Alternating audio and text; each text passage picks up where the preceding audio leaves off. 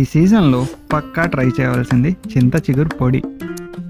Fresh లేత చింత చిగురు తీసుకొని దాన్ని శుభ్రంగా క్లీన్ చేసి ఒక జల్లెడ లాంటి దాంట్లో మంచినీటితో కడిగి నీరు ఆరే వరకు అలా పక్కన ఉంచుదాం.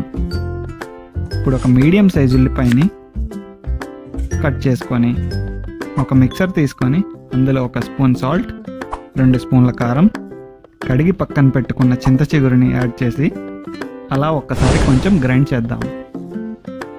కొంచెం గ్రైండ్ అయిన తర్వాత ఉల్లిపాయలు కూడా అందులో యాడ్ చేసి ఇంకొంచెం కచ్చా పచ్చాగా గ్రైండ్ చేద్దాం.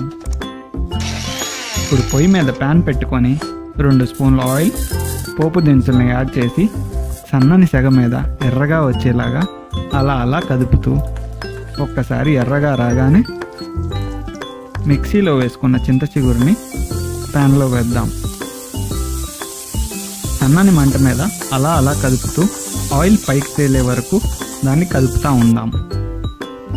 ఆయిల్ వన్స్ పైకి వచ్చాక మంటని కొంచెం పెంచి పొడిలాడే వరకు అలా కదుపుతూ ఉన్నామనుకోండి, చింత చిగురు పొడి రెడీ.